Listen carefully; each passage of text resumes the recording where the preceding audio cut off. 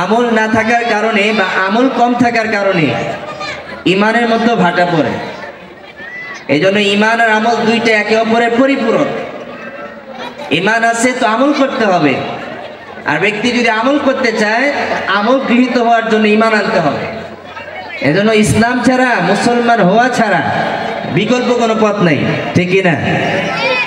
মুসলমান হতেই হবে।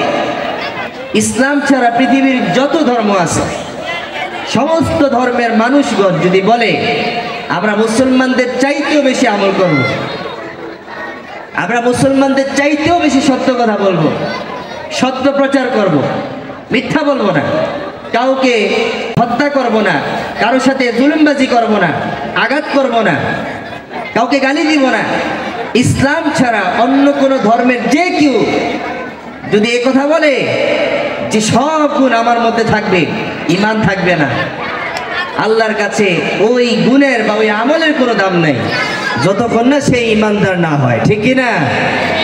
ঈমান এটা জীবনের সবচেয়ে বড় চ্যাপ্টার। তার ভিতরে সবচেয়ে বেশি পাওয়ারফুল হচ্ছে তাওহীদ, একত্ববাদী বিশ্বাসী।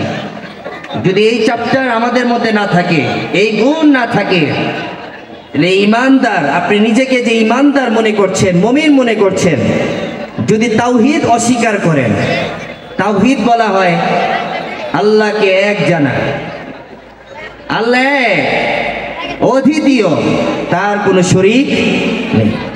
যদি এই তাওহীদ আপনার ভিতরে না থাকে, বাকি সব দিকে ঈমান আছে, রাসূলকেও মানেন, সবাইকে মানেন, ইসলামের সকল বিধিবিধান বিশ্বাস করেন, কিন্তু আল্লাহকে এক বিশ্বাস করেন না, ইহুদিদের মতো 3 খোদা বিশ্বাস করেন, খ্রিস্টানদের মতো 3 খোদায় বিশ্বাসী হন, হিন্দু সনাতন ধর্মাবলম্বীদের মতো 33 কোটি অথবা 360-এর মতো যদি আপনি বিশ্বাসী হন, আপনি যত বড় ঈমানদার হন না কেন, আল্লাহর প্রতি, আল্লাহকে একক জেনে বিশ্বাস না করলে সেই আমলগুলো বরবাদ হয়ে যাবে, ঈমানেরও কোনো মূল্য থাকবে না, ঠিক না? এজন্য ঈমানদার হবে সেই যে ঈমানদার আল্লাহকে এক জেনে বিশ্বাস করবে, তিনি এক, তিনি একক, তার কোনো শরীক নেই, তিনি আমাদের খাওয়ান, তিনি আমাদের পড়ান, তিনি আমাদের গড়েন, তিনি আমাদের প্রতিষ্ঠা করেন, এবং তিনি আমাদেরকে জান্নাতে দিবেন, তিনি আমাদেরকে জাহান্নামে দিবেন। এটা হচ্ছে তাওহীদের বিশ্বাস। আমার ভাইয়েরা, আমরা সেই তাওহীদের উপরে আছি কিনা নাই? এটা ঈমানের সবচেয়ে বড় চ্যাপ্টার, তাওহীদ, তাওহীদে বিশ্বাস।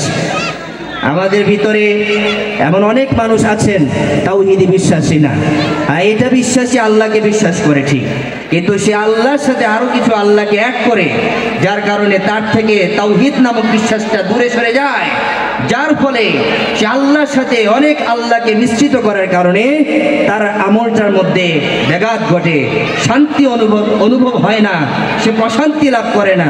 এই প্রশান্তি আনতে হলে অবশ্যই তাকে তাওহীদে বিশ্বাসী হতে হবে, এবং সেই বিশ্বাসী হয়ে নিজের আমলকে প্রতিষ্ঠা করতে হবে। রাজি আছি না ভাই ইনশাআল্লাহ?